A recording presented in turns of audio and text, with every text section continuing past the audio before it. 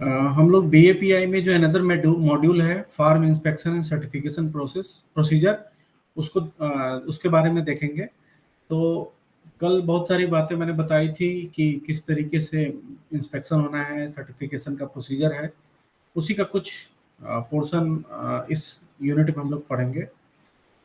तो first unit है procedures end of inspection, और उसमें क्रिटिकल कंट्रोल पॉइंट्स के बारे में हम स्पेसिफिकली हम लोग देखेंगे।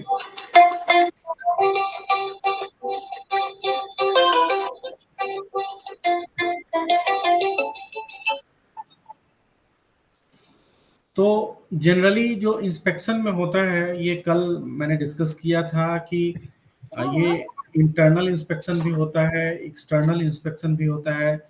इंटरनल इंस्पेक्शन होता है अगर हम ग्रुप सर्टिफिकेशन के प्रोसेस को अगर अपनाते हैं, कोई स्मॉल फार्मर है और वो अगर एक ग्रुप का फॉर्मेशन करता है और वो ग्रुप अगर सर्टिफिकेशन लेता है, तो उसमें जो है आईसीएस फॉलो किया जाता है, इंटरनल क्वालिटी मेंटेन किया जाता है, और उसके लिए जो है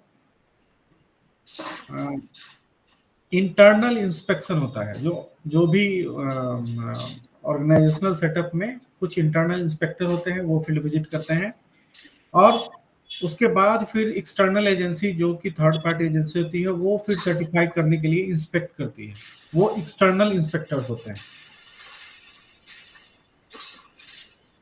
तो ये the inspection is on site visit to verify the performance of an operation in accordance with एनएसओपी।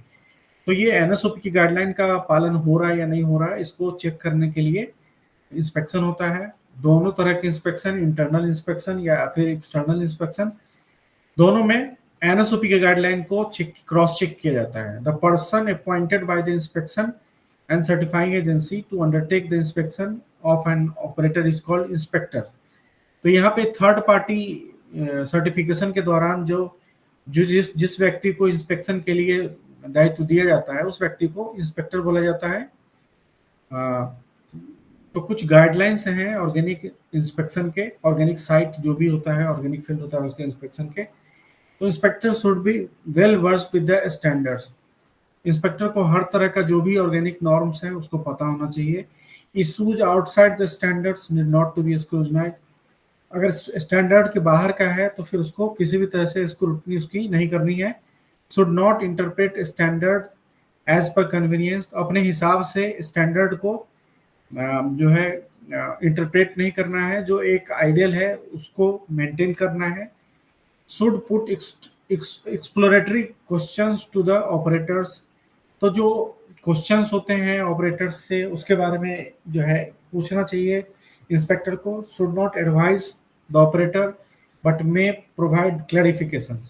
कुछ सलाह नहीं देना है, बस कुछ क्लैरिफिकेशन अगर किसी जो ऑपरेटर है या फार्मर है उसका कोई अगर क्लैरिफिकेशन है तो फिर उसको वो क्लैरिफिकेशन देना होगा। Should share with operator the non conformities detected. तो अगर किसी तरह का कोई नॉन ऑर्गेनिक प्रैक्टिस अगर डिटेक्ट होता है तो उसके बारे में फार्मर को शेयर करना चाहिए। Should inspect the entire system operation and clarify between compliance and non compliance with the operator। तो अगर किसी तरह का नॉन कॉम्प्लायंस अगर हो रहा हो फील्ड में तो उसके बारे में ऑपरेटर को सूचना जो है देना, ये इंस्पेक्टर का काम है। क्या क्या रिक्वायरमेंट होते हैं इंस्पेक्शन के? The inspector should be updated on standards. तो जो भी स्टैंडर्ड्स जो भी रेगुलरली अपडेट होता रहता है उसके बारे में इंस्पेक्टर को पूरा पता होना चाहिए। Well versed in relevant area of operation. तो वो उस फील्ड का एक्सपर्ट होना चाहिए।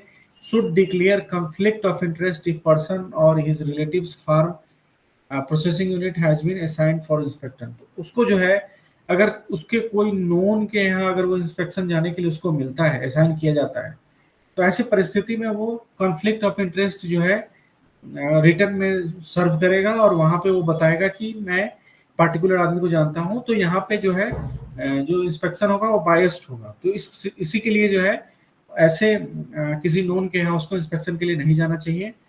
The certification agency must prepare a schedule of inspection. तो जो भी एजेंसी है उसको जब फार्मर अप्लाई करता है इंस्पेक्शन के लिए, सर्टिफिकेशन के लिए, तो जब पेपर वर्क पूरा हो जाता है, सब कुछ सही होता है, तो फिर सर्टिफिकेशन एजेंसी जो है एक शेड्यूल जो है वो इंस्पेक्शन का बनाती है और उसको फार्मर्स के साथ जो शेयर करती है। Must cover the entire agriculture production system. तो जो भी फील्ड को विजिट करना हो उस कंप्लीट फील्ड को जो है इंस्पेक्ट करना है, और ट्वाइस अ ईयर कम से कम हर हर क्रॉप के लिए जो है एक विजिट होनी अनिवार्य है। The inspector should collect the samples for testing. तो इंस्पेक्टर का काम यही है कि फील्ड में जहां तक हो सके उसको विजिट करना है और जितना हो सके सैंपल जो है कलेक्ट करने हैं, और जिसके हिसाब से वो जो है असेसमेंट रिपोर्ट लिखा जाएगा, और वो डिपेंड करेगा कि वो पर्टिकुलर जो ऑपरेटर है या फार्मर है उसको ऑर्गेनिक सर्टिफिकेशन मिलेगा या नहीं मिलेगा। तो इंस्पेक्शन बहुत ही इंपॉर्टेंट प्रोसेस है ड्यूरिंग सर्टिफिकेशन।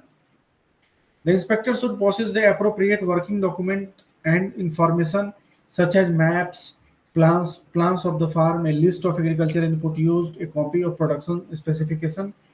तो इंस्पेक्टर को चाहिए कि वो कोई भी इंफॉर्मेशन जो कि उसको लगे तो वो उसको जो है वो मांग सकता है, उसके पास पहले से ही होगा, अगर नहीं होगा तो उसको वो मांग सकता है ऑपरेटर से। तो उसमें पर्टिकुलर कुछ चीजें हैं जैसे मैप्स, क्या क्या कैसे कैसे फार्मिंग हुई है, क्या क्या एग्रीकल्चर इनपुट यूज हुआ है, और किसी भी तरह का नॉन कन्फर्मिटी अगर हुआ हो, किसी तरह का कंटामिनेशन हुआ हो, तो इन सभी के बारे में जो है सूचना इंस्पेक्टर को देना अनिवार्य है। The inspection must cover the following minimum elements. तो जो इंस्पेक्शन होगा उसके दौरान ये कम से कम इन चीजों को देखा जाएगा। Visit the field place of operation. तो जो भी फील्ड है उसको विजिट करना अनिवार्य है। Check documents of the entire operation. पूरे डॉक्यूमेंट्स को बारीकी से चेक करेगा inspector. Tally the areas planted and the quantity of production for each crop of the item. तो वो ऑपरेटर जितने एरिया के लिए ऑर्गेनिक सर्टिफिकेशन क्लेम करता है और जितना उसका प्रोडक्शन है उसको वो टैली करके चेक करेगा कि कहीं कोई ज्यादा कहीं प्रोडक्शन तो नहीं दिखा रहा।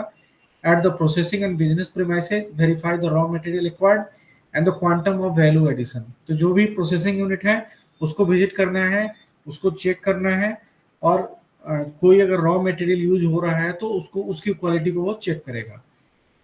कोई भी सैंपल लेने की जरूरत हो तो वहां सैंपल लेगा, और जो भी पर्सन इन्वॉल्व है उस एक्टिविटीज में उन पर्सन के साथ वो इंटरव्यू करेगा। The certifying agency must gather sufficient information to help correct evaluation and reporting। तो जो भी करेक्ट इंफॉर्मेशन होगा उसके लिए वो जो है इंफॉर्मेशन गैदर करेगा। The inspector assigned to evaluate product conformity must submit the criteria with the inspection. तो जो भी वो असेसमेंट करके लाएगा वो उसको जो है इवैल्यूएशन के लिए वो जो है कंफर्मिटी के लिए जो है वो एक अपना जो है रिपोर्ट तैयार करेगा, और उस रिपोर्ट को जो है वो फर्दर जो है अपने जो भी ऊपर का जो भी पर्सन होंगे उसको वो दे देगा।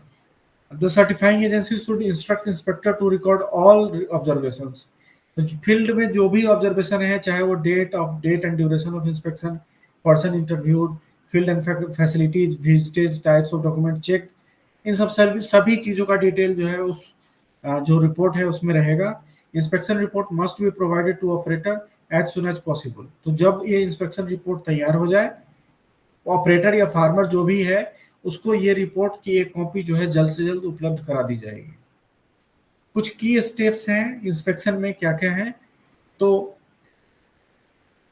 जैसे ही डेट कोई फिक्स होता है इंस्पेक्शन के लिए तो उसकी सूचना जो है सबसे पहले जो है फार्मर को दे दी जाती है, informing the producer about the date of inspection. उसके बाद inspector prepares the inspection visit based on documentation received from the operator। तो उसके बाद इंस्पेक्टर जो है इंस्पेक्शन विजिट करता है, साथ में अपने वो जो भी डॉक्यूमेंट्स होते हैं उसको लेके जाएगा।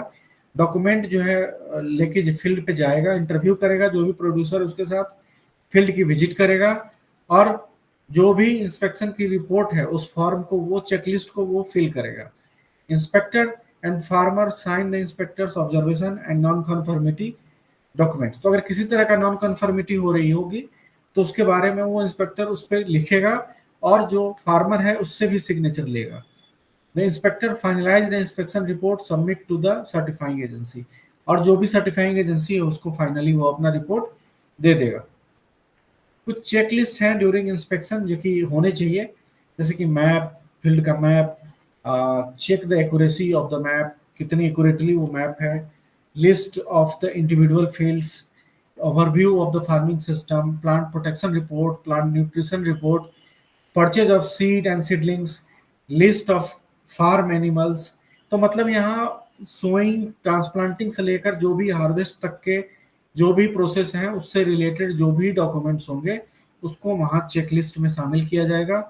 इसके अलावा अगर लाइव स्टॉक फार्मिंग के लिए हो रहा है तो वहाँ पर डेयरी फार्म जो हमारा ऑर्गेनिक फार्म होगा उसका जो है जो भी डिफरेंट प्रोसीजर है उसको फॉलो करने के दौरान जो भी इम्पोर्टेंट थिंग्स हैं उसको जो है चेकलिस्ट में शामिल किया जाएगा। जैसे वेटनरी ट्रीटमेंट, अगर किसी एनिमल का ट्रीटमेंट हुआ है तो उसके बारे में वहाँ सूचना दी जाएगी, कितना फॉडर परचेज किया गया और उसके बाद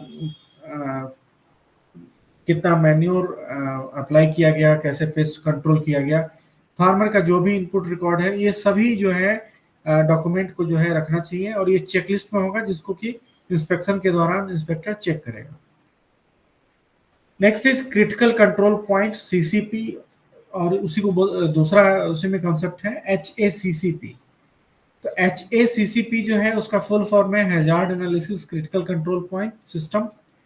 तो इसमें क्या होता है बेसिकली, ये hazard analysis critical control points ऐसे कुछ पॉइंट्स हैं जहां पर कंटामिनेशन के चांसेस होते हैं। तो ऐसे पॉइंट्स को जो है CCPs बोला जाता है, क्रिटिकल कंट्रोल पॉइंट्स।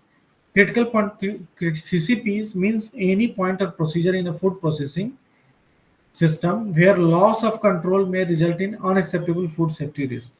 तो चूंकि यहाँ ऑर्गेनिक फार्मिंग में जो हम प्रोडक्ट प्रोड्यूस करते हैं वो जो है उसकी जो है क्वालिटी हमको मेंटेन करके रखनी होती है कि जिससे किसी भी तरह का कंटामिनेशन नहीं हो सके। और अगर फूड प्रोसेसिंग के दौरान अगर किसी तरह का उसमें हम कुछ ऐसा प्रोसेसिंग करें जिससे कि उसका ऑर्गेनिक नेचर जो है डिस्ट्रॉय हो जाए, तो इस तरीके का जो भी प्रोसीजर होगा ये सभी जो प्रोसीजर होंगे वो क्रिटिकल कंट्रोल पॉइंट्स होंगे ऑर्गेनिक फार्म के और उस प्रोडक्ट के लिए।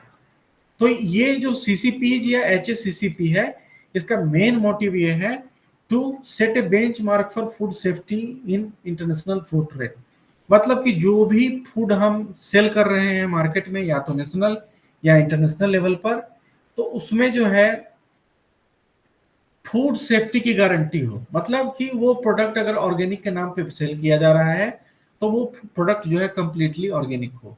HACCP is a systematic process that identifies food safety hazards, critical control points, critical limit, corrective actions, and documentation and integrates monitoring procedures to assure food safety।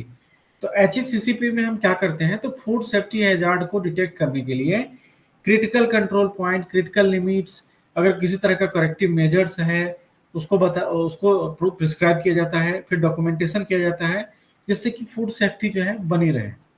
Organic critical control point is any point or procedure in the system where loss of control may result in loss of organic integrity। तो मतलब किसी तरह का ऐसा procedure हम follow कर लें जिससे कि हमारा ऑर्गेनिक प्रोडक्ट का वो ऑर्गेनिक इंटीग्रिटी खत्म हो जाए, तो उसी को हम लोग बोलते हैं OCCP। It is useful for organic auditor to identify and assess contamination and assess risk to organic product। अगर किसी तरह का कंटामिनेशन है तो उसको डिटेक्ट करने के लिए OCCP हेल्पफुल है और इसका मकसद सिर्फ यही है to protect organic integrity and develop their organic plan. तो किसी भी तरह का अगर इंटीग्रिटी को चेक करना है तो उसको हम OCCP को पहले चेक करेंगे। The concept of OCP is to check the critical areas of operators for compliance. तो OCP कुछ ऐसे हाईलाइटेड पॉइंट्स होते हैं जिनको कि वो इंस्पेक्टर जो है उस फील्ड में चेक करता है इम्पोर्टेंटली, और उसी को जो है वो सबसे बारीकी से चेक करता है। तो OCPs the step to implementing an OCP system are identify an organic control point using farm maps, facility diagram, जो भी facility diagrams and product process flow chart। तो जहां भी वो ऑर्गेनिक फार्मिंग हो रही होगी उस एरिया का मैप जो है थॉरली वो चेक करेंगे और वहां पे चेक करेंगे कि ऐसा कौन सा एरिया है जहां पे या तो नियर बाय में नॉन ऑर्गेनिक फार्मिंग हो रही होगी या फिर कन्वर्सन पीरियड का कोई क्रॉप होगा, तो ऐसे क्रॉप्स जहां होंगे वहां पे कंटामिनेशन के चांसेस होंगे। या फिर कोई ऐसा ओपन एरिया जहां से कोई बाहर से कोई जो है इनपुट्स को इस फील्ड में अप्लाई कर दे, तो ऐसे एरियाज को वो जो है बारीकी से चेक करेगा। Establish critical limits for each OCP. तो अगर कोई कंटामिनेशन अगर पाता है तो वो ऐसे कंडीशन में वहां पर जो है क्रिटिकल लिमिट डिसाइड करेगा कि कितना लिमिट तक वो कंटामिनेंट अगर सॉइल में है तो उसको फिर हम ठीक कर सकते हैं, अदरवाइज फिर वो जो है ऑर्गेनिक फार्मिंग नहीं रह जाएगी। तो ये क्रिटिकल लिमिट वो इस्टेब्लिश करेगा। Establish protective action for each OCP. तो उस पार्टिकुलर जो भी क्रिटिकल पॉइंट है उसको प्रोटेक्ट करने के लिए कैसे कर सकते हैं, कंटामिनेशन को कैसे कम कम कर सकते हैं, उसके अंदर ये चीज देखा जाएगा। Establish corrective action. तो अगर किसी तरह का कंटामिनेशन है तो उसको ठीक करने के लिए कैसे करेक्टिव एक्शंस लिए जाएं, उसके बारे में इस्टेब्लिश करेगा वो। Implement an effective record keeping system to document OCP activities. तो फील्ड में जो भी ऑर्गेनिक फार्मिंग एक्टिविटीज है उसको इफेक्टिवली जो है रिकॉर्ड के रूप में रखने का जो है मोटिव भी है ओसीपी का।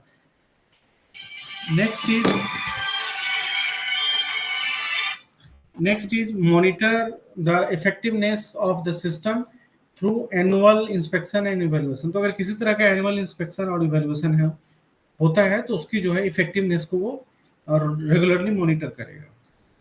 ऑर्गेनिक कंट्रोल पॉइंट्स जो है उसको जो है ये these are the following organic control points.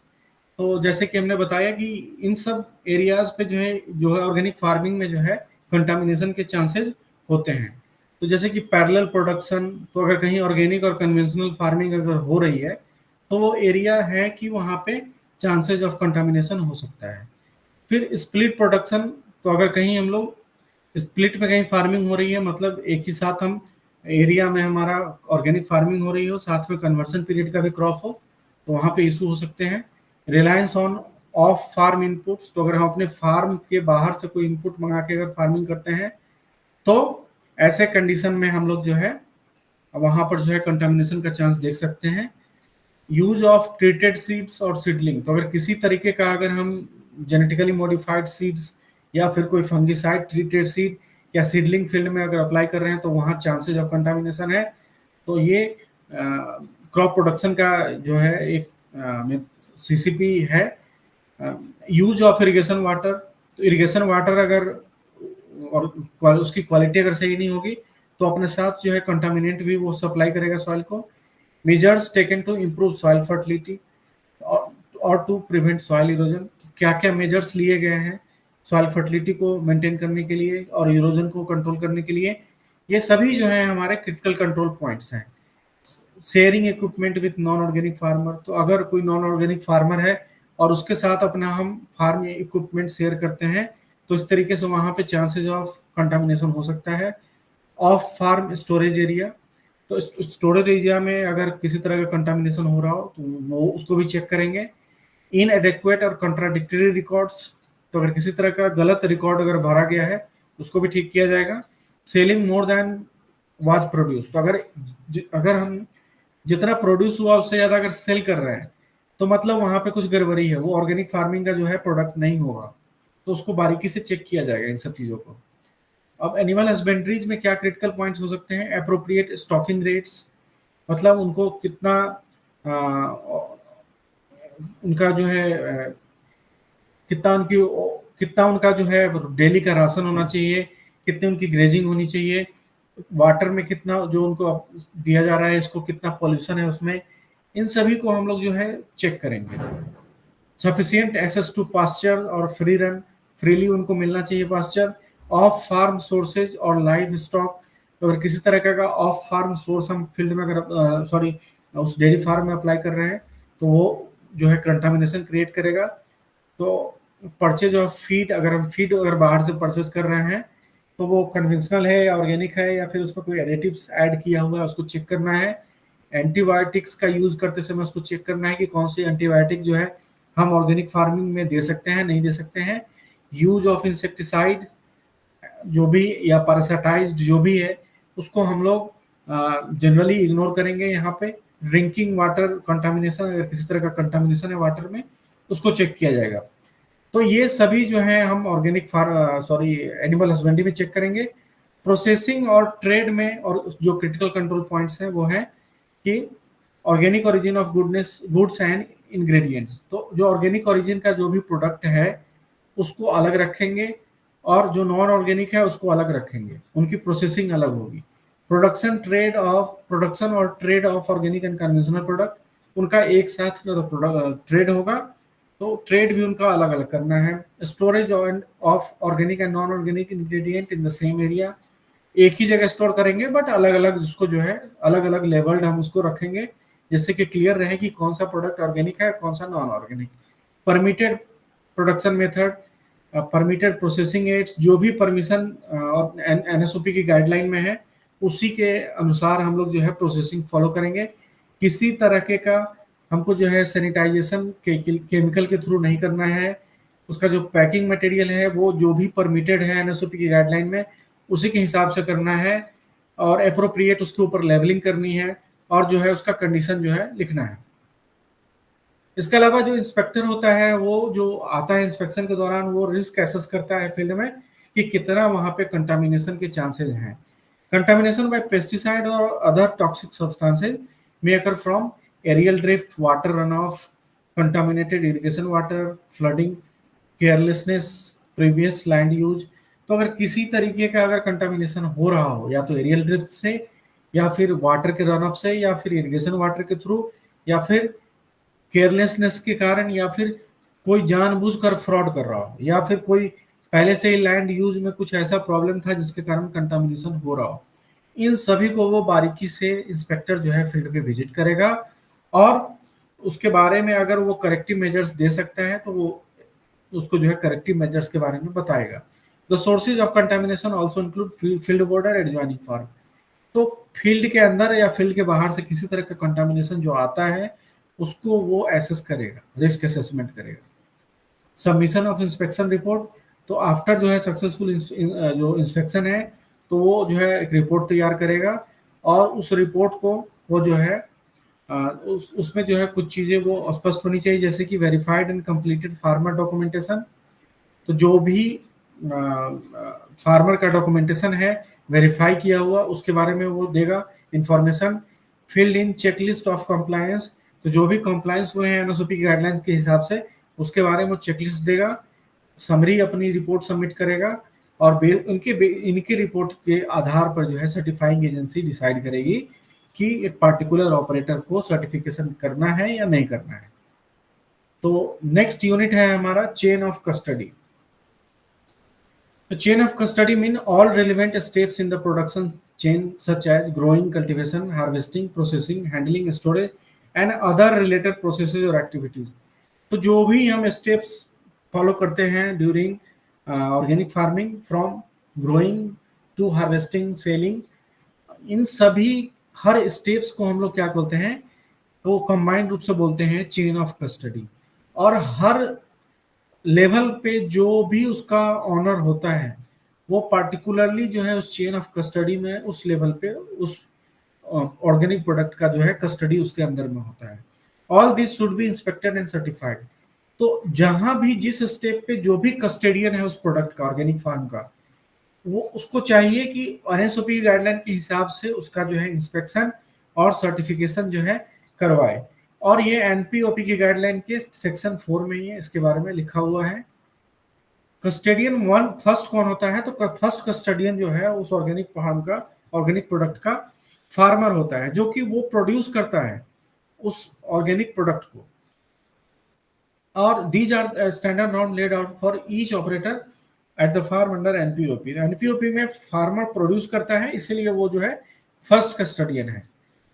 अब फार्मर जो है चूंकि जो एनपीओपी का गाइडलाइन है उसको फॉलो करके उसने ऑर्गेनिक फार्मिंग का सर्टिफिकेशन लिया होगा, तो इसीलिए उसको जो है कस्टडियन वन जो है उसको जो है सर्टिफाई करता है थर्ड पार्टी के सर्टिफिकेशन के बाद ही उसको सर्टिफिकेट मिलेगा।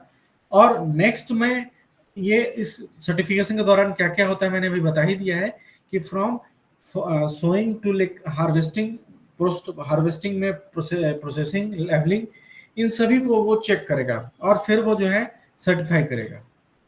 कस्टोडियन 2 जो होता है प्रोसेसर होता है।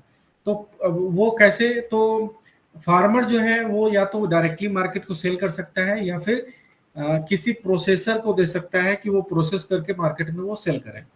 तो अगर प्रोसेसर को वो सेल करता है तो जो प्रोसेसर है वो नेक्स्ट कस्टोडियन है, कस्टोडियन 2। और प्रोसेसर जो है उसमें कुछ क्वालिटी इंप्रूव करेगा by adding some ingredients during the processing. और ये जो भी प्रोसेसिंग के लिए जो भी एडिशन करेगा वो एनपीओपी की गाइडलाइन के हिसाब से होने चाहिए। और उनके जो इंग्रेडिएंट्स हैं या इक्विपमेंट हैं या सैनिटाइजेशन है, स्टोरेज, पैकिंग, सब कुछ एनपीओपी के गाइडलाइन के हिसाब से होना चाहिए। कुछ भी बाहर अगर होगा तो वो जो प्रोडक्ट ऑर्गेनिक प्रोडक्ट के नाम से सेल किया जाना है वो अपनी क्वालिटी को जो है खो देगा। कस्टोडियन 3 में जो है होलसेलर या कमीशन एजेंट्स होते हैं जो कि मार्केट से जो है परचेज करते हैं उस प्रोडक्ट को और स्टोर करते हैं लंबे समय तक। और जब मार्केट में उसकी प्राइस हो जाती है अच्छी तो फिर उसको वो सेल करते हैं। While storing any organic product, certain guidelines have to be followed for maintaining organic integrity of the product। तो इस दौरान, स्टोरेज के दौरान किसी भी तरह का ऐसे स्टेप्स ना लिए जाएं जो कि एनएसपी की गाइडलाइन के बाहर हों और वो प्रोडक्ट जो है ऑर्गेनिक फार्मिंग का जो प्रोडक्ट होगा उसकी क्वालिटी को वो खत्म कर देगा। ऐसी स्थिति में जो भी होलसेलर्स हैं उसको एनएसपी की गाइडलाइन के हिसाब से स्टोरेज करना चाहिए और फिर उसके ट्रांसपोर्ट, वेयर हाउस, शिपिंग जो भी है वो सभी स्टेप्स का जो है फॉलो करना चाहिए। तो ये जो लेआउट है ये बता रहा है कि ऑर्गेनिक प्रोडक्ट प्रोड्यूसर के डिफरेंट चेन्स कैसे कैसे हो सकते हैं। तो अगर जो ऑर्गेनिक प्रोड्यूसर है, फार्मर है, अब सीधा हार्वेस्ट के बाद वो सीधा अगर कंज्यूमर को बेचता है तो इस तरीके से जो है वो एक चेन का फॉलो कर सकता है। तो यहाँ पे जो फर्स्ट कस्टोडियन जो है कौन है, फार्मर है, और सेकेंड कस्टोडियन कौन हो गया, कंज्यूमर हो गया। सिमिलरली अगर कोई फार्मर है वो हार्वेस्ट करके मार्केट में भेज सेल कर देता है और वो जो कंज्यूमर है अगर वो मार्केट से परचेज करता है तो ऐसे कंडीशन में जो वो सेकेंड कस्टोडियन होगा वो जो परचेजर जो है वो जो भी होलसेलर्स हैं या जो भी बायर्स हैं वो सभी जो है सेकेंड कस्टोडियन होंगे और कंज्यूमर जो है थर्ड कस्टोडियन होंगे। सिमिलरली कुछ और स्टेप्स हो सकते हैं जैसे कि हार्वेस्ट के बाद सीधा प्रोसेसर उसको परचेज कर ले और प्रोसेस करके जो है अपने वेयर हाउस में स्टोर करे, फिर ट्रांसपोर्ट करे और फिर फाइनली कंज्यूमर को सेल करे। या फिर हार्वेस्ट के बाद वो ट्रेडर को बेच दे और फिर ट्रेडर जो है उसको स्टोर करे शिपमेंट में उसको और फिर उसको मार्केट में जो है सेल करे और फिर कंज्यूमर तक पहुंचे।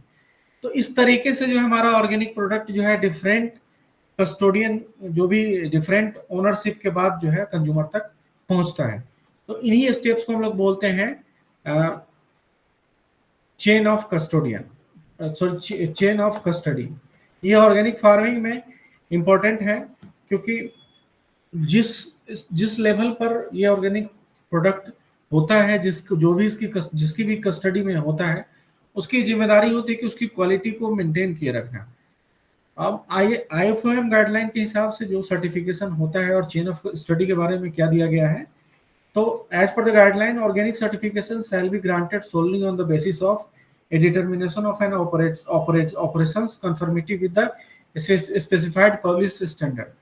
तो IFOM गाइडलाइन में भी यही बताया गया है कि जो भी ऑर्गेनिक सर्टिफिकेशन किए जाएंगे वो सिर्फ उन्हीं ऑपरेटर्स को किए जाएंगे जो कि उस पब्लिश स्टैंडर्ड के हिसाब से ऑर्गेनिक फार्मिंग कर रहे हो।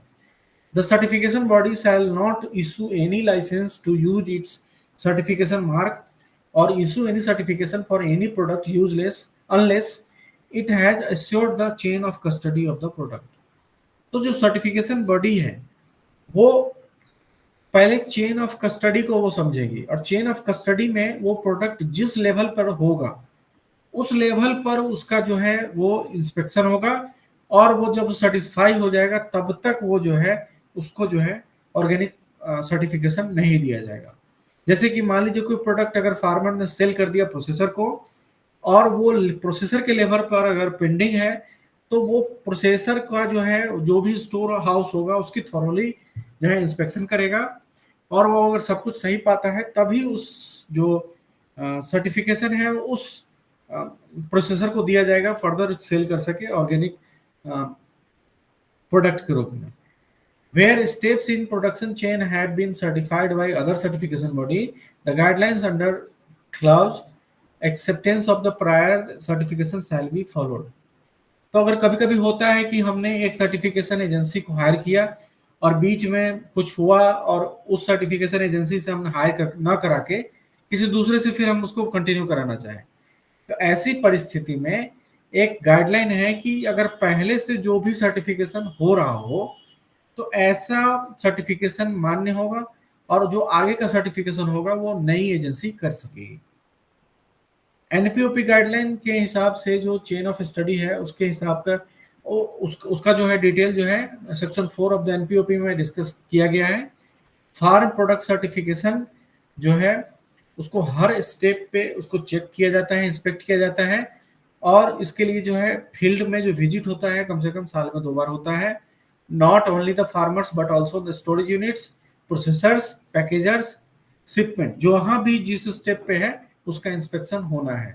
Any exceptions to this should be based on a documented risk assessment and be restricted to situations identified in the criteria। अगर किसी तरह का नॉन कन्फर्मिटी पाई जाती है तो ऐसे कंडीशन में जो है रिस्क असेसमेंट उसका किया जाना चाहिए और अगर वो उसको ठीक नहीं किया जा सकता है तो ऐसे प्रोडक्ट को जो है रिस्ट्रिक्ट कर देना चाहिए, उसको ऑर्गेनिक सर्टिफिकेशन नहीं दिया जाना चाहिए। Any person who sells a product should be registered and certified. तो अगर कोई प्रोडक्ट कोई पर्सन ऑर्गेनिक फार्म का प्रोडक्ट करके सेल कर रहा है तो उसके पास रजिस्ट्रेशन और सर्टिफिकेशन होना अनिवार्य है। Normally this applies until the product is in its final package. तो जब तक उस पर फाइनल पैकेज और फाइनल लेवलिंग ना हो जाए तब तक वो जो है उसका जो है इंस्पेक्शन के दायरे में वो रहेगा। पैकेज्ड प्रोडक्ट में जो है inspection and certification agencies are not obliged to have a system for inspection of product. तो अगर वो पैकेज हो गया उसके ऊपर लेवलिंग पर गई तो उसके बाद इंस्पेक्शन एजेंसी को जो है इंस्पेक्शन का जो है कोई ऐसा ऑब्लिगेशन नहीं दिया गया है। और लेकिन आफ्टर जो है इस तरह का जो प्रोडक्ट होगा उसको सेल करने के बाद ऐसे प्रोडक्ट के लिए जो है ट्रांजैक्शन सर्टिफिकेट जो है कंज्यूमर को दिया जाएगा फ्रॉम सर्टिफाइंग एजेंसी। और इस दौरान अगर कोई भी अगर गड़बड़ी पाई जाती है स्टैंडर्ड्स में तो फिर ऐसे कंडीशन में जो है उस जो भी ऑपरेटर है उसके अगेंस्ट जो है कार्रवाई की जाती है और उसका जो है सर्टिफिकेशन जो है कैंसिल किया जा सकता है। और किसी भी तरीके से कोई भी जो है स्टोरेज में फ्यूमिगेशन नहीं करना चाहिए। स्टोरेज फैसिलिटीज में depending on the kind of storage the product packing prevailing storage practices fumigation इस तरह का कोई भी अगर रिस्क फील्ड स्टोरेज में है तो इसको जो है तुरंत जो है एसेस करना चाहिए। पहली बात तो किसी भी तरह का केमिकल फ्यूमिगेशन तो होना ही नहीं चाहिए। तो अगर कहीं थोड़ा मोड़ा है तो उसको जो है रिस्क को एसेस करना चाहिए। ट्रांसपोर्ट फैसिलिटीज में जो है कोई डिफिनिट प्रोसीजर या प्रोटोकॉल नहीं है जो कि सर्टिफाइंग एजेंसी जो है उसको एसेस कर सके। ट्रांसपोर्ट जो है वो सर्टिफिकेशन के दायरे से बाहर है, लेकिन कोशिश करना चाहिए कि ऑर्गेनिक प्रोडक्ट को अलग से ट्रांसपोर्ट करें, नॉन ऑर्गेनिक को अलग से करें। चेन ऑफ कस्टडी जो है उसमें inspection and certification body shall not issue any licence to use it certification mark और issue any certificate for any product unless it is assured of the chain of custody of the product.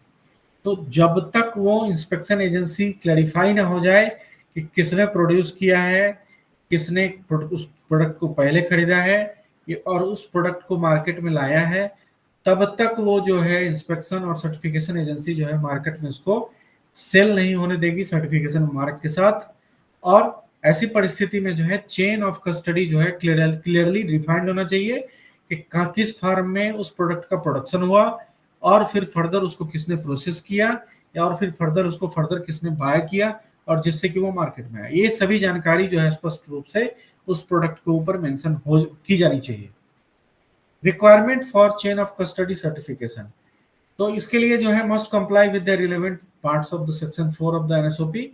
तो NSOP की section 4 के अनुसार जो है इसमें जो है कंप्लाई करना होता है। Applicant must provide the following information. पहला है डिटेल्स ऑफ ऑल इंग्रेडिएंट्स, तो जो भी इंग्रेडिएंट्स हैं और agriculture, non agricultural, organic, non organic, इसके बारे में जो है जो भी इंफॉर्मेशन है उसको देना चाहिए। Full description of packing methods, pack size, means of the processing and preservation. Next है details of proposed labelling, description organic content and detail of the transport and warehousing arrangement. तो माने हर step का जो है information उसको clearly define करना होगा, जिससे कि वो जो सर्टिफाइंग एजेंसी है क्लैरिफाई हो जाए कि इस प्रोडक्ट का सिर्फ ऑर्गेनिक फार्म में ऑर्गेनिक नॉर्म्स के हिसाब से खेती ही नहीं हुआ, वहां से प्रोडक्शन ही नहीं हुआ, बल्कि इसको प्रोसेस भी ऑर्गेनिक एनएसओपी की गाइडलाइन के हिसाब से किया गया है। उसकी लेवलिंग, पैकेजिंग, सब कुछ जो है एनएसओपी की गाइडलाइन के हिसाब से किया गया है। Clear instruction during handling of non organic product at the same site as to how organic and non organic product are to be segregated. तो अगर कोई नॉन ऑर्गेनिक प्रोडक्ट है तो उसको अलग अलग रखना चाहिए। इसके बारे में जो है हम बता चुके हैं पहले। Details of all cleaning and pest control procedures, तो जो भी पेस्ट कंट्रोल मेजर्स या और क्लीनिंग प्रोसीजर्स अप्लाई किए गए हैं इसके बारे में जो है इंफॉर्मेशन देना चाहिए। Next is certification trademark. तो ये सर्टिफिकेशन ट्रेडमार्क इशू करती है जो सर्टिफिकेशन एजेंसी है वो, और ये जब सब कुछ सही रहता है फार्मर का तो सर्टिफिकेशन उसको दिया जाता है, और साथ में उसको सर्टिफिकेशन ट्रेडमार्क भी दिया जाता है, जिससे उसको वो अपने प्रोडक्ट के पैकेट के ऊपर वो ट्रेडमार्क लगाता है, और जिससे कि वो उसको ऑर्गेनिक प्रोडक्ट के रूप में मार्केट में सेल कर सकता है। तो ये इसके लिए इंडिया ऑर्गेनिक लोगो जो है दिया गया है एनएसओपी की गाइडलाइन में। तो India organic logo is made up of 3 different colours and shades, 3 colour का बना होगा वो। Each colour and design defines specific information, तो हर कलर और डिजाइन जो है कुछ स्पेसिफिक इंफॉर्मेशन डिफाइन करेगा। तो therefore the logo should be depicted by the same colours, तो जो भी कलर हो उस पर्टिकुलर इंफॉर्मेशन को डिपिक्ट करने के लिए उसी कलर से उसको दिखाना चाहिए। तो जैसे कि कलर स्पेसिफिकेशन ऑफ लोगो है, तो Indian organic logo must comprise of colour specification listed below. तो ये जो 5 तरीके के जो भी कलर हैं इसी के हिसाब से जो है उसको जो है इसी कलर में उसको दिखाना चाहिए। जैसे कि the whole concept of the logo represent the nature, तो ये जो लोगो देने का मतलब ही है कि वो प्रोडक्ट किस तरह का है, उसका नेचर कैसा है, उसको डिफाइन करना। The cosmic force in blue symbolizes the universal purity, तो अगर कहीं भी ब्लू कलर दिख रहा है तो ये दिखा रहा है कि वहां पे जो है क्वालिटी जो है, क्वालिटी के साथ कोई समझौता नहीं किया गया और वो यूनिवर्सली जो है प्योर है। The golden brown colour represent the richness of the soil in terms of natural ingredients in organic farming. अगर कहीं ब्राउन कलर अपीयर हो रहा है इस ट्रेडमार्क में तो वो शो करेगा कि जहां भी वो प्रोडक्ट का प्रोडक्शन किया गया वहां का सॉइल जो है ऑर्गेनिक, जो भी ऑर्गेनिक फार्मिंग के लिए जो भी जरूरत होगी, रिचनेस सॉइल में जो भी रिचनेस, जो भी ऑर्गेनिक मैटर का रिचनेस होगा उस वो वहां पे रहा था। The blue background is the symbol for earth environment which is free from harmful chemical and pollution. तो अगर बैकग्राउंड में ब्लू कलर है तो इसका मतलब है कि वहां पे जो है किसी तरह का केमिकल का जो और पॉल्यूशन का जो है वहां पे कुछ नहीं पाया गया during the process of farming. Green plant appearing on the one side, one end of the wave of the resultant synergic relationship between cosmic and earth forces, which uses the color of nature and natural products untouched by chemicals. तो ये जो green wave, जो भी green colour होगा leaf का जो represent करेगा, वो रिप्रेजेंट करेगा कि ये जो प्रोडक्ट है उसमें किसी भी तरह के केमिकल का जो है यूज नहीं किया गया है और वो केमिकल फ्री है। तो बेसिकली ये इन कलर्स का जो है ट्रेडमार्क दिया जाता है। तो grant of license for the use of logo, use of logo is regulated through accredited inspection and certification agency तो जो भी सर्टिफिकेशन और इंस्पेक्शन एजेंसी है, वो जिसको भी ये लोगो दिया जाता है उसका जो है रेगुलर जो है इंस्पेक्शन और मॉनिटरिंग की जाती है।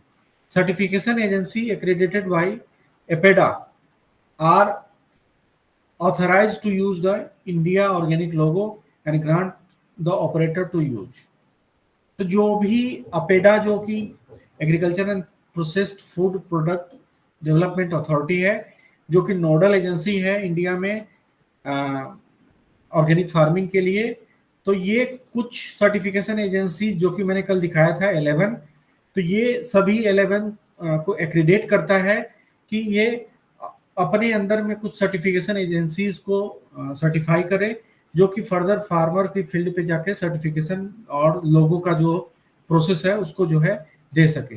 The use of license is regulated under organic product certification mark regulation. तो जो organic product certificate mark regulation है उसके अंतर्गत ये गवर्न है। एप्लीकेशन ऑफ लाइसेंस, तो जो भी लाइसेंस दिए जाने होते हैं ऑपरेटर को, तो उसके लिए जो है पहले ऑपरेटर जो है अप्लाई करेगा, जो भी प्रिस्क्राइब्ड फॉर्म है उसके अनुसार जो है एनपीओपी की डॉक्यूमेंट को वो अप्लाई करेगा, और उसमें जो है वो अपना इंफॉर्मेशन देगा। Applicant should give details of inspection maintain during the colour of course of manufacture production processing. तो जिस डेट को भी इंस्पेक्शन हुआ हो, either in the process of production, processing, handling, तो वो सभी डिटेल वहां पे वो मेंशन करेगा। The application form should be signed by appropriate individual, जो भी इंडिविजुअल अप्रोप्रिएट अथॉरिटी का होगा उसी से वो साइन होने चाहिए।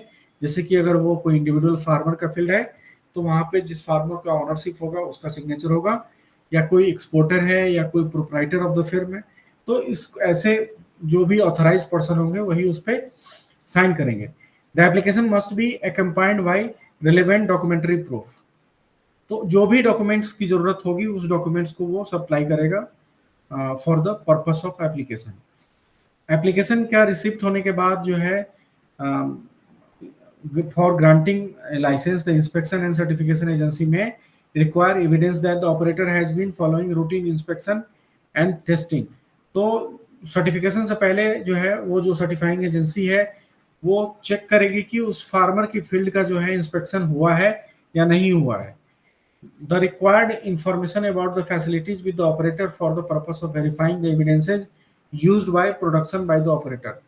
तो अगर इंस्पेक्शन हुआ है तो फिर ठीक है, और अगर नहीं हुआ है तो फिर वहां पर उसको सर्टिफिकेशन नहीं दिया जाएगा। नेक्स्ट स्टेप है कि जो जिस फैसिलिटीज के बारे में फार्मर जो है वो क्लेम करता है उसको क्रॉस वेरीफाई करेगा कि वो सभी जो फैसिलिटीज हैं वो फार्मर के पास हैं या नहीं है। अगर नहीं होगा तो वो क्लियरली जो है फार्मर जो है झूठ बोल रहा होगा। ऐसे ऐसे कंडीशन में जो है फार्मर को जो है सर्टिफिकेशन नहीं दिया जाएगा।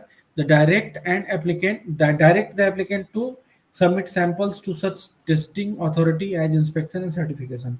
तो अगर किसी तरह का डाउट है तो ऐसे कंडीशन में जो ऑर्गेनिक प्रोडक्ट है उसका कुछ सैंपल भी मंगवा सकता है और फिर उसको जो है चेक किया जा सकता है। ग्रांट ऑफ लाइसेंस है तो after verification of the compliance of the prescribed organic norms and standard, the accredited inspection and certification agency grant the operator the license to use the logo. तो अगर सब कुछ सही रहता है तो फिर जो सर्टिफाइंग एजेंसी है वो जो है एक लोगो दी जा ऑर्गेनिक लोगो जो है उस प्रोडक्ट के लिए जो है उस पर्टिकुलर ऑपरेटर को दे दिया जाता है। The inspection and certification agency grant से लाइसेंस इन फॉर्म 13। तो फॉर्म 13 पे जो है वो लाइसेंस को ग्रांट करता है with a certification mark. The product under conversion is not allowed to be use at organic logo. तो ऐसे प्रोडक्ट जो कि एनुअल हैं और 2 साल से कम ऑर्गेनिक फार्मिंग लिए हुए हैं या फिर 3 साल से कम है फॉर पेरेनियल क्रॉप्स प्रोडक्ट्स, तो ऐसे प्रोडक्ट को कन्वर्सन पीरियड का प्रोडक्ट माना जाता है। ऐसे प्रोडक्ट को ऑर्गेनिक लोगों के साथ सेल नहीं किया जाना चाहिए। Reasonable opportunity to the applicant to be heard और furnish a representation before rejecting application. तो अगर नॉन कंप्लायंस कहीं देखा जा रहा है एजेंसी के द्वारा तो उस पर्टिकुलर ऑपरेटर को एक बार उसको जो है सुन लेना चाहिए कि उसके लेवल पे क्या ऐसा हुआ जो नॉन कंफर्मिटी दिखा रहा है। उसके बाद ही जो है उसका जो है लाइसेंस का जो एप्लीकेशन है उसको रिजेक्ट करना चाहिए। The inspection and certification agency may charge a nominal fee for granting the licence. तो जो कुछ फी ले सकती है वो एजेंसी फॉर लाइसेंस ग्रांट करने के लिए। The agency should inform to APEDA about the grant of the license to an operator. तो अगर किसी तरह का लाइसेंस अगर दिया जाता है सर्टिफाइंग एजेंसी के द्वारा तो इसकी सूचना जो है अपेडा को दी जानी चाहिए। The terms and condition of the license. The terms and condition for the use of license are regulated in NPOP. The operator should use the logo only on certified product. तो जो भी प्रोडक्ट होगा organic product का, बस उसी product को cell करने के लिए उस लोगो का इस्तेमाल किया जाएगा। The inspection and certification agency may alter the period of validity of the license by giving 1 month advance notice। तो ये जो इंस्पेक्शन सर्टिफिकेशन एजेंसी है वो किसी भी ऑनर को या ऑपरेटर को 1 मंथ के नोटिस देकर उसके जो है सर्टिफिकेशन, उसकी जो सर्टिफिकेट है उसकी वैलिडिटी को वो चेंज कर सकता है। मतलब उसको पहले उसको उसकी सर्टिफिकेट की वैलिडिटी को खत्म कर सकता है 1 महीने के नोटिस देकर। The certification mark should be used only on such type of grades, class, varieties, size of the product for which the license was given, granted। तो जिस प्रोडक्ट के लिए सर्टिफिकेट दिया गया उसी प्रोडक्ट पे उसको इस्तेमाल करना चाहिए उस लोगों को। When a certification mark has been specified in respect of an operator, no person other than the licensee can make any public claim। तो जो भी सर्टिफिकेशन मार्क उसको दिया गया है जिस ऑपरेटर को, उसको कोई और दूसरा पर्सन जो है उसको क्लेम नहीं कर सकता है। एवरी लाइसेंसी और operator should ensure that system of quality control to be adhered. तो हर तरह के क्वालिटी कंट्रोल किए गए हैं, इसके बारे में जो है इंश्योर करना चाहिए हर ऑपरेटर को, लाइसेंसी को। लाइसेंसी और operator should maintain A complete record of data. तो हर तरह के डाटा को उसको मेंटेन करना है। टर्मिनेशन और cancellation of the license. Any stage पे अगर किसी स्टेज पे अगर किसी भी तरह का ब्रीच और नॉन कॉम्प्लायंस अगर दिखता है तो ऐसे ऑपरेटर का जो है लाइसेंस जो है टर्मिनेट कर दिया जाता है। और आफ्टर टर्मिनेशन से पहले जो है उसको 14 दिन का नोटिस सर्व किया जाता है और उस 14 दिन के अंदर में उसको जो है एक बार उसको अपना पक्ष रखने को बोला जाता है और अगर वो उसमें फेल होता है तो फिर उसकी जो है लाइसेंस को जो है रद्द कर दी जाती है। However, other terms and conditions under which the inspection and certification agency may suspend a license। तो और भी वजह हैं जिसके आधार पर उसका जो है सर्टिफिकेशन कैंसिल किया जा सकता है। जैसे the product having India organic label organic mark fail to comply with the related norms and standard. अगर किसी प्रोडक्ट पे इंडिया ऑर्गेनिक मार्क लगा हुआ है और वो प्रोडक्ट उस क्वालिटी का नहीं पाया जाता है तो ऐसे कंडीशन में उसका जो है सर्टिफिकेट जो है लाइसेंस जो है वो रद्द कर दिया जा सकता है। द लाइसेंसी या operator had used a mark in respect of a product or process which was not certified। ऐसे तो किसी ऐसे प्रोडक्ट को अगर वो उस लोगों के साथ सेल कर रहा है जो कि वो सर्टिफाइड ही नहीं है तो उसको जो है ऐसे लाइसेंस को जो है रद्द कर दिया जाएगा। The licensee applicant fail to provide reasonable facilities to the inspection और certification agency to enable them to discharge the duty. अगर कोई इंस्पेक्टर फील्ड पे अगर इंस्पेक्शन के लिए जाता है या फिर किसी प्रोसेसिंग प्लांट पे जाता है इंस्पेक्शन के लिए और अगर उसको जो भी फैसिलिटीज रीजनेबल फैसिलिटीज अगर नहीं दी जाती है तो ऐसे कंडीशन में जो है उसका जो है रजिस्टर जो भी लाइसेंस है वो रद्द हो सकता है। The licensee operator fail to comply with any of the norms and condition. तो अगर किसी तरह का नॉर्म एंड कंडीशन अगर वो फॉलो करता हुआ नहीं पाया जाता है तो ऐसे कंडीशन में उसका जो है लाइसेंस को रद्द कर दिया जाता है। और अगर इसी तरह के किसी भी तरह का सस्पेंशन या टर्मिनेशन ऑफ द लाइसेंस होता है तो उसकी सूचना जो है अपेडा को दी जानी चाहिए। Significance of the certification mark. तो after grant of licence uses the certification mark on the packet of the produce to designate it as organic. तो जब किसी प्रोडक्ट को ऑर्गेनिक का सर्टिफिकेट दे दिया जाता है तो ऐसे प्रोडक्ट के ऊपर लोगो होता है और वो लोगो इस इंटीग्रिटी के साथ होता है कि ये प्रोडक्ट वास्तविक रूप में ऑर्गेनिक है, तभी इसका जो है सिग्निफिकेंस है। तो इसीलिए जो है लोगो जो है ऑर्गेनिक सर्टिफिकेशन के दौरान दी जाती है। Following advantages in using the certification trademark. तो जैसे कि ये प्रोडक्ट जेन्यून एंड सेफ है इसको दिखाता है अगर लोगो है तो। The product is produced without using any chemical. तो ये दिखाता है अगर कोई भी प्रोडक्ट इंडिया ऑर्गेनिक लोगो के साथ है तो ये दिखाता है कि इसमें किसी भी तरह के केमिकल का यूज नहीं हुआ है। तो इस तरीके से कंज्यूमर का कॉन्फिडेंस बिल्डअप होता है और एक्सपोर्ट के समय जो है इंडिया से बाहर जाने में इन प्रोडक्ट्स को कोई दिक्कत नहीं होती है। अब कुछ चेकलिस्ट है, checklist for farm inspection and certification. तो उसके लिए ये स्लाइड्स में नहीं है, ये मैं यहाँ इग्नू का जो मॉड्यूल है उसके ही ब्लॉक नंबर 4, यूनिट नंबर 4 का एक जो भी है मॉड्यूल, उसमें कुछ चेकलिस्ट दिए हुए हैं। तो वो चेकलिस्ट जो है ऑर्गेनिक फार्मिंग का अलग चेकलिस्ट होगा, ग्रोअर्स ग्रुप का अलग चेकलिस्ट होगा, या फिर कोई वाइल्ड हार्वेस्ट है उसका चेकलिस्ट अलग होगा, प्रोसेसर के लिए अलग होगा। तो अभी सभी चेकलिस्ट को एक बार हम दिखा दे रहे हैं। इसको आप लोग जो है अपने ब्लॉक्स में चेक कीजिएगा। ये BAPI 002 का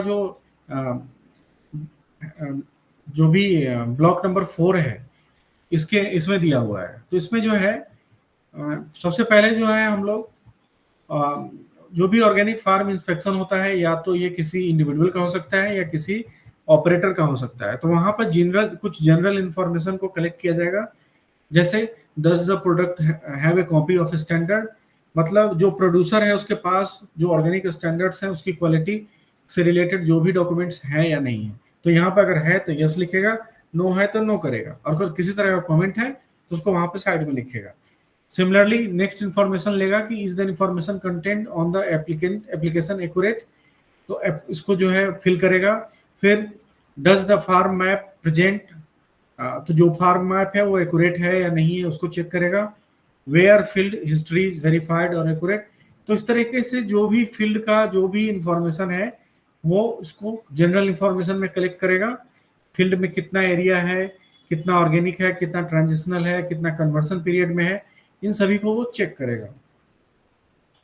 नेक्स्ट है इवैल्यूएशन में, तो पैरेलल प्रोडक्शन कितने एरिया में हो रहा है, पैरेलल प्रोडक्शन से रिलेटेड जो भी इंफॉर्मेशन है उसको कलेक्ट करेगा। जैसे कि जो भी वहां पे पैरेलल प्रोडक्शन हो रहा है या नहीं हो रहा है, तो अगर नहीं हो रहा है तो वहां नो लिखेगा, और अगर हो रहा होगा तो यस लिखेगा। तो ऑर्गेनिक नॉन ऑर्गेनिक को फिर सेपरेट सेग्रीगेट करने के लिए जो है उसके इक्विपमेंट अलग लिए जा रहे हैं या नहीं लिए जा रहे हैं, उसके बाद स्टोरेज में उनको अलग रखा जा रहा है या नहीं रखा जा रहा है। उसके बाद सभी इंफॉर्मेशन, जैसे क्रॉप का वेरिफिकेशन में where all crops requested for certification planted, तो सभी क्रॉप को लिया गया है सर्टिफिकेशन के लिए या नहीं लिया गया है। तो ये सभी इंफॉर्मेशन चेकलिस्ट में जो है इंस्पेक्शन एजेंसी जो है इसको भरती है। ये सभी डॉक्यूमेंट्स फर्टिलिटी मैनेजमेंट से रिलेटेड इंफॉर्मेशन जो है, जैसे कि किस तरीके से फर्टिलिटी को मैनेज किया गया है, एनिमल मैन्योर को जो है जो ऑपरेशन है उसको जो है एनिमल मैन्योर से प्रिपेयर किया गया है, कंपोस्ट इंग्रेडिएंट प्रिपेयर किया गया है, और या उसके अपने ही फील्ड से प्रिपेयर किया गया है या बाहर से ऐड किया गया है। इससे रिलेटेड जो भी इंफॉर्मेशन है ये सभी जो है उस कलेक्ट करता है ये इंस्पेक्टर।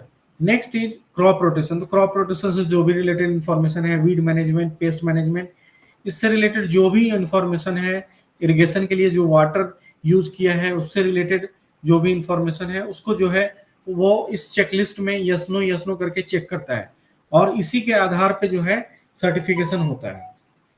नेक्स्ट इज इक्विपमेंट किस तरीके का लिया गया है, अलग अलग लिया गया नहीं, हार्वेस्ट के समय क्या क्या कैसे कैसे किया गया है, तो इस सभी में यस नो फिल करके वो अपना रिपोर्ट एक तैयार करेगा, और उसको फ्रॉम इस पोस्ट हार्वेस्ट स्टोरेज, उसके बाद ऑडिट कंट्रोल के दौरान क्या क्या चेक किया गया, और मैनेजमेंट में क्या क्या चेक हुआ, और फाइनली जो असेसमेंट है रिकमेंडेड, और फिर उसकी समरी, ये सब जो है इंस्पेक्टर तैयार करेगा।